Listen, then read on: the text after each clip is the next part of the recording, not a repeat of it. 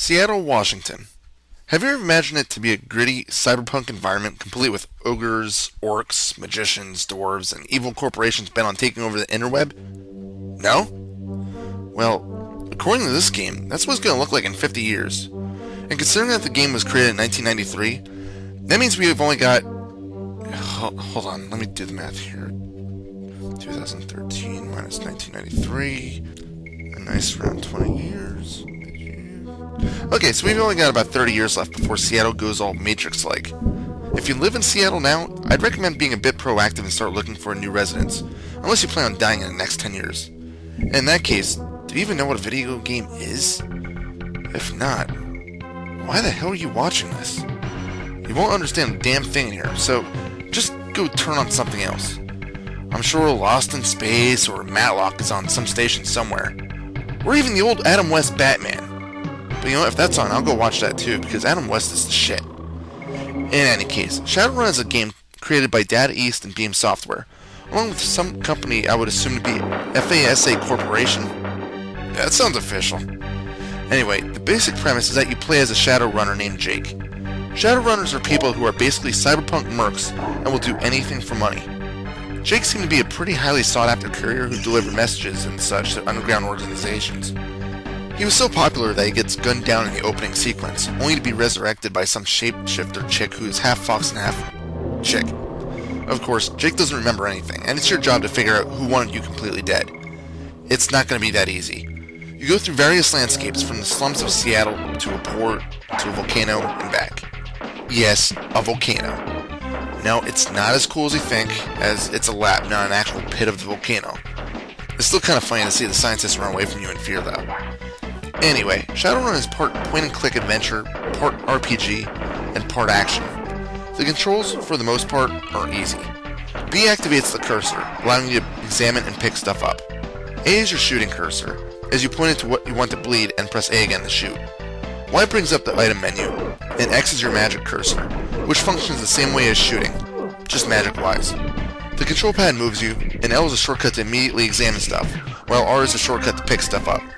Picking stuff up can be a royal pain in the ass, though. You have to practically be on top of the item to grab it, not just standing next to it. You may as well be humping it. You need to be that close. Doors are the same way, and be sure that you're on the right side, as if you open it up on the wrong side, you might get smacked in the face by it.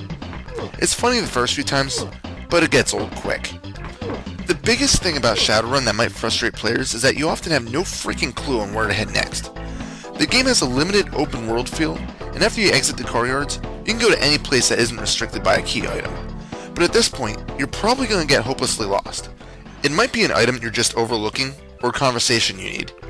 Either way, the game very rarely gives you any direction. I got through a good half of it before needing a guide to complete it. Once you start quests on gaining magical abilities, be prepared to start getting lost. Although magic is completely optional, the healing spell is invaluable and will be guaranteed to save your ass countless times. Let me talk about health, healing, sleeping, and karma. Your health is the only thing the game will show you on the screen, and it's that little red bar at the top right. The more you level up your health, the larger this bar gets, up to 200 health points. Oddly enough, the max for magic is also 200, but no bar for that is actually shown. Thankfully, Select brings up the quick check, and if you hired anyone, their stats will show up here as well. Upon killing enemy thugs, you gain experience. For every 8 experience points, you gain a karma point. Think of karma as your level ups. You can find beds in 3 of the game's sections, and 2 of them are free. The one in the business district costs you 50 new yen every time you want to use it, but by this point the cash should be free-flowing for the most part. When you sleep in a bed, you get fully healed, and you have the option of saving the game in one of 2 slots, or to use your karma points. To level up a skill, you need that many karma points to raise it. Most of your skills start at either 1 or 3. So, for example, your life starts at level 3, so you need 3 karma points to raise it. Your computer stat is 5, you need 5 points to level it to 6. It's simple enough, but you'll need to do quite a bit of grinding in the middle of the game to get your health up to about 100, which is where you want it to be in a safe zone. You also want your firearm skill to be at least 6. This gives you 100% accuracy. I've read that the max is actually 16 or 18, but there's no actual difference after level 6, so there's no reason to waste your karma points. At first, the only thing you should even bother with are body, or your health, and firearms, so you can actually hit and take hits. Later on, about halfway through and on, you'll want to spend points on computer and magic, and also whichever spells you want to use. Again, heal is a priority. The only other way to heal is to use what's called slap patches. You can get one right at the beginning of the game out of a refrigerator, but other than that you need to buy them for, I think it was 100 new yen from some kid on the car yards. But there's no reason to unless you're fucked up and used it on yourself, as you only really need one to heal a shaman that'll give you a magic talisman. Don't bother using it on yourself, as it only heals 10 HP, and you're just better off finding a bed to sleep in. Chances are, if you're damaged, you'll have at least one karma point to spend anyway. If you're having trouble in combat, you can also hire other Shadowrunners. There's a few different types. You have the basic mercs, which are just plain there for firepower and money. You can get deckers, which are the pros in the computer systems. You can also get mages, who are the wizards of the game. I got through the entire game without hiring them, but I've read that they don't stick around long enough to be useful. In fact, after a certain amount of actual fights, they'll just leave you, and one will actually backstab you if he's with you at a certain point in the game. Save your cash, because these bastards aren't cheap either. If you have the money to buy a Shadowrunner, just buy a weapon or a gear upgrade. The thing about combat itself is that it can be pretty predictable on when it's going to occur. Look at these windows here. You see the difference? One window is normal looking, and one is just a black rectangle. A guy's going to be shooting at you from that peephole. See the guy here in this dumpster? You can pop him before he even attacks you. Many of the battles of the game are like this, in which you can see where the enemy is going to be before they even attack you. And with the right weapon and armor, battles become too easy. You start off with a pistol, but can buy a better gun when you come out of the car yards. Save your money and just buy the shotgun. After that, you can get a few assault rifles, but these don't come till further along in the game, almost near the end where it's actually a bit too late. Also, while in combat, you can't move, so it's almost a dice roll feel on whether you're going to get hit or not. It's all based on luck and what armor you're wearing. Same goes for the enemy. You might have your crosshairs on the enemy, but you might still miss them quite a bit. If your firearm skill is at least 6 or higher, you still might not do any damage, but apparently it's due to the armor of the enemy. One thing you may have noticed by now, the interface is unnecessarily clunky. The regular cursor for exploring and picking stuff up isn't so bad, but when you're trying to use magic or especially your firearm, it can be difficult to properly target moving enemies. And even if an enemy is targeted, if they move erratically, the cursor might pop off of the enemy, forcing you to adjust your aim. This isn't cool, especially in areas where you simply need to pump more lead into the enemy than they're doing to you. Now, if you grew up in the days of the SNES, you may remember that there used to be a mouse peripheral that you could buy. I've never owned, used, or played a game with it, so I'm unsure whether or not you can use it for this game. It would sure make things easier with the interface. In fact, hold on. Let me see if this will work.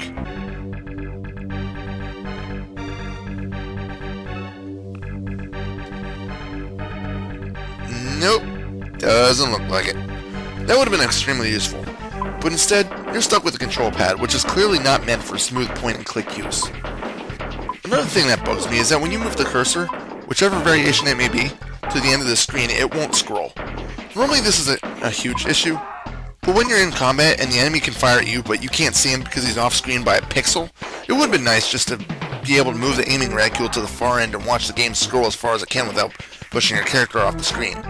Instead, what you need to do is press B to cancel the cursor, move your fat ass to the enemies in sight, press A again to bring up the targeting icon, move the target to your enemy, then resume the blasting.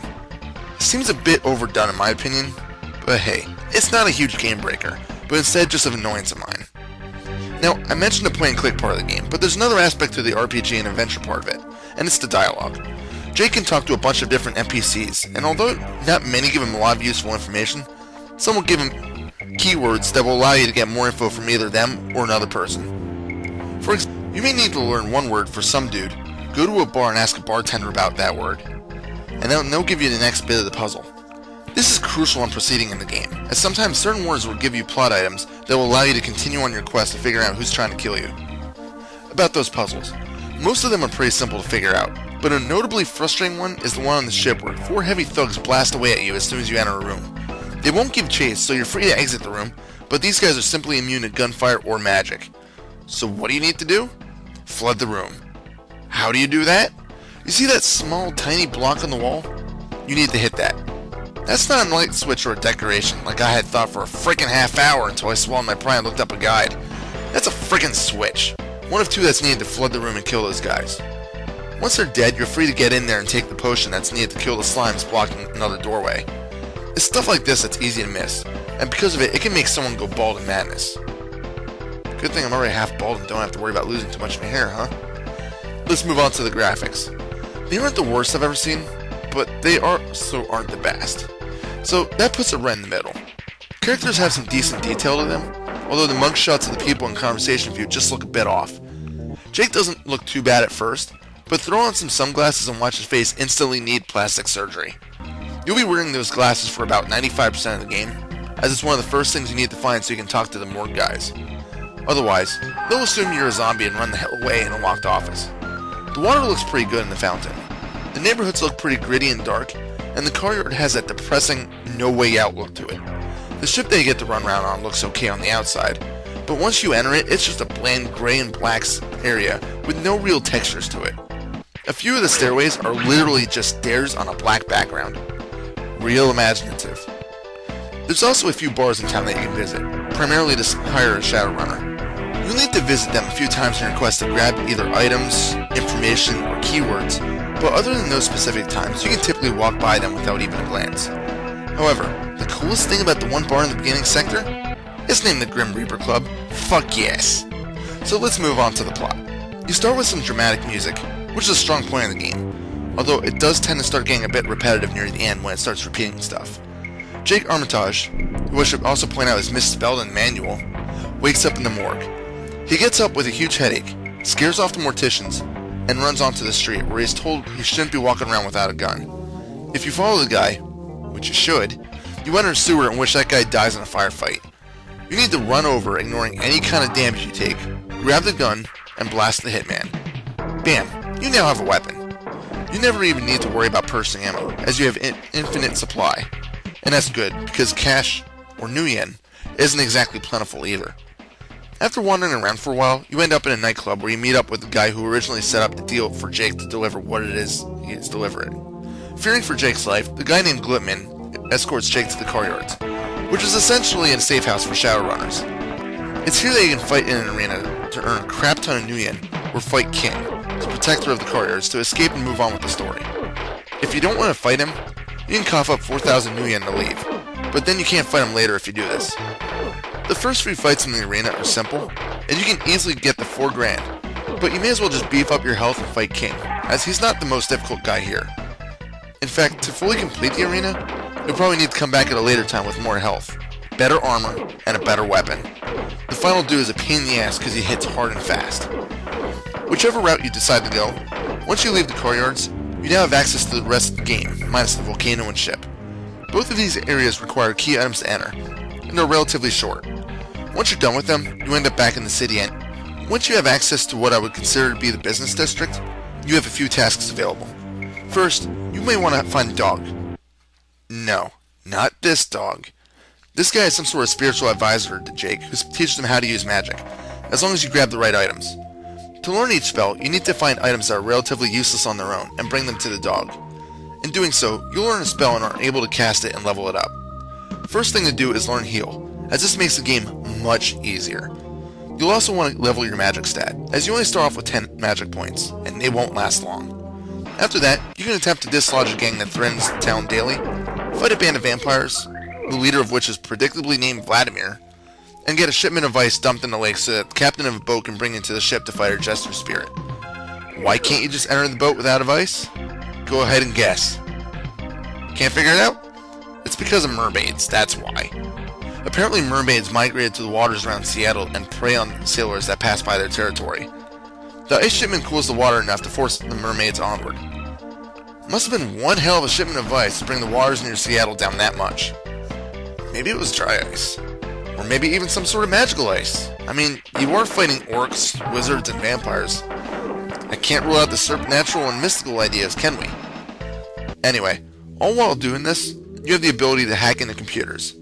Jake has a computer system in his head, and anyone with this has the ability to thrust themselves into cyberspace, created by Matrix Systems.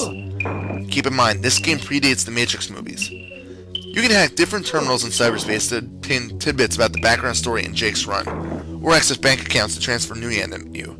This is the best way after the arena to earn new yen. However, there's objects in cyberspace that act almost like an antivirus program or a firewall, and they'll attack you if you attempt to occupy their space.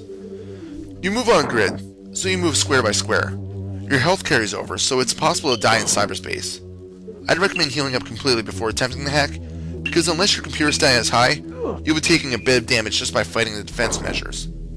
Anyway, back to the story. After hacking a few terminals and calling a few people, you learn that it was a guy named Drake that has it out for you because you contain in your little head an antivirus program designed to destroy part of the cyberspace. This is supposedly important because Drake's company contains software that allows them to rule the internet, causing some sort of corruption or something. In the ship, you fight the Jester and kill him by mentioning his real name, who then grants you the ability to call on his power once. You should do so when you access the volcano, which you can now get to. At the bottom, you fight Drake, who happens to be a giant dragon who breathes some very toasty air. Drake is really the only difficult boss of the game, and the only way I was able to finish him was to immediately summon a Jester Spirit to deal heavy damage, then just keep casting freeze to stop him in his tracks and shoot him. Repeat about a dozen times and he'll die.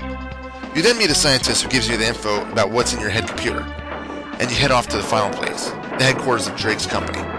After fighting a few bullies on about a dozen floors, you hack the last terminal, insert the antivirus, and leave. Done. The ending's pretty lame, just showing Jake flying out of the area, and then you get the credits. Once you get to the volcano, you're probably going to be wishing the game was over, as with the heal spell, the game kind of gets easy. It becomes just enter screen, immediately hit A to start shooting, blast away any thugs, heal up, repeat. Fortunately, at this point the game starts to try to finish the storyline. And at the very end, one of the last terminals gives you 75,000 new yen. This is awesome, don't get me wrong, but it's one of those cases where it's just too late for it to be useful. If you've gained this money, you're already probably doing fine with whatever you're carrying. You can also exit and enter the building as you please, so if you get low on health and magic, you can just backtrack to sleep and rest up. There's one more thing I should mention before I wrap this review up. Shadowrun is featured on both the SNES and the Sega Genesis. Most of the times, when there's a game on both these systems, it's the same game with minimal changes. No, not this time around. These are two completely different games. I've played them both, and tend to prefer the SNES version. Mayhaps I'll review the Sega game one day, but that's probably not going to be anytime in the near future. Shadowrun is a pretty good game for what it tries to accomplish. It's a great mix of action and adventure, and being that the game was based off of a pen and paper RPG, I'd say it does a pretty good job. Give it a shot if you'd like, but if you get confused or lost easily, you may want a guide near you. Final score? 7 out of 10. This is Reaper. Happy fragging.